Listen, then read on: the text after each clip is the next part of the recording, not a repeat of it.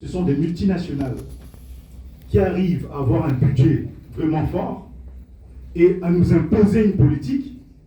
Et, entre guillemets, ces multinationales ne décident pas qu'au niveau de la RDC. C'est partout dans le monde. C'est pour ça que je vous ai vraiment invité à regarder comment les traditions diplomatiques ont évolué. En tant qu'étudiant à l'international, conscient des défis majeurs, entre autres, plus de 12 millions de morts à l'est de la RDC et les massacres continuent. Que pouvez-vous faire concrètement pour aider sans compromettre votre réussite académique? Qu'est-ce que vous pouvez réellement faire? Eh bien, je vous dirais qu'il faudra réellement investir 30 minutes, 1 heure, 2 heures, 3 heures par semaine pour apprendre ensemble comment on va lutter contre ces fléaux. Il faudra demeurer ensemble, réfléchir ensemble, proposer des solutions, essayer, échouer. Quand on va essayer, on ne va pas réussir du premier coup. Et n'allez pas nous dire « Ah, les Congolais, ça ne marche pas ». Non, c'est complexe. Puisque c'est complexe, on va essayer. Puisqu'on va essayer, on va échouer. Je ne dis pas qu'on va échouer à 100%, mais il y aura un pourcentage d'échecs. Et c'est comme ça que nous allons apprendre à marcher ensemble. Étudiants à l'international, transférer les savoir-faire des pays de l'Union européenne, des BRICS, mais aussi de l'Amérique, pour co-construire des solutions techniques et technologiques. Alors, chacun doit quand même faire sa part.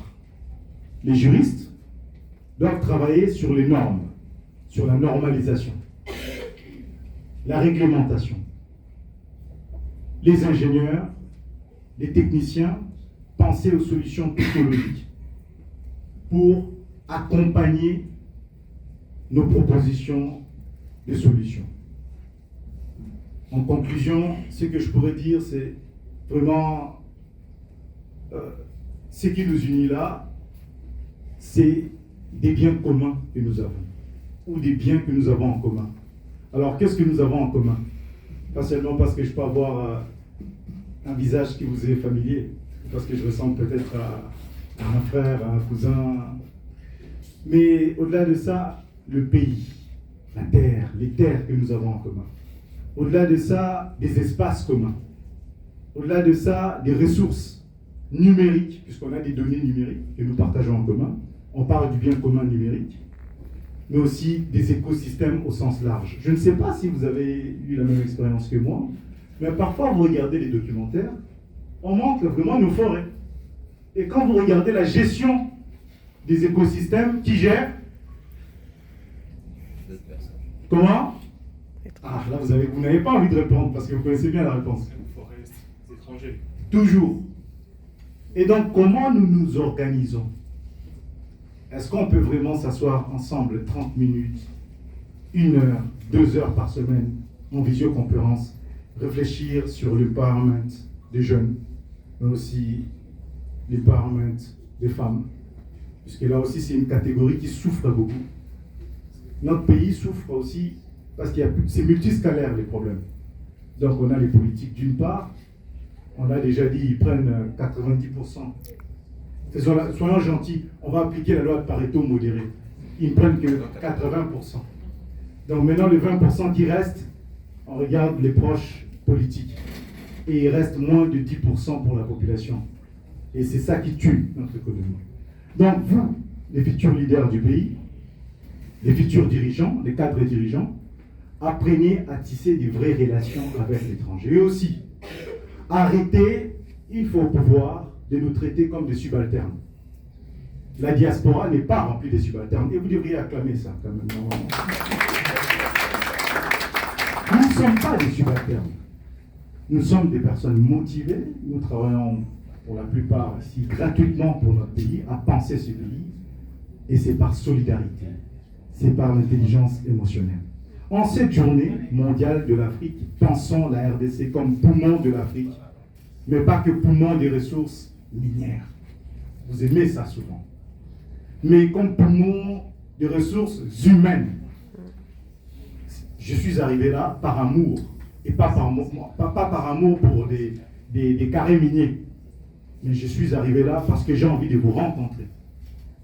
Je veux que mon discours vous rencontre. Ma vision puisse être complétée par la vôtre, si ce n'est les vôtres. Et qu'on puisse ensemble, dans l'intelligence émotionnelle, l'amour que nos ancêtres nous ont transmis, notre ancestralité, puisqu'il ne faudra pas changer non plus, mais adapter cela dans la modernité. Incarner les valeurs des Bantous, ce qu'on appelle Bomuntu. Pour nous, un Muntu, c'est qui? C'est une personne qui est capable de penser sa famille d'abord. Pour nous, la réussite n'a jamais été une histoire d'avoir des millions. Notre réussite, c'est quand on vous voit. Notre réussite, c'est quand on partage les richesses. C'est pour ça que les Congolais, que vous voyez, j'ai fait des études et des études et des études sur ce sujet. Je vois que les Congolais qui contribuent le plus au pays, ce n'est pas celles et ceux qui gagnent le plus. C'est souvent par intelligence émotionnelle. Et moi, je viens rencontrer vos cœurs. Je ne viens pas rencontrer le côté rationnel. Même si je sais que vous aimez bien Max Weber ou Thomas Samuel Kuhn, ou je pourrais en citer d'autres, Edward Simon, avec la rationalité limitée.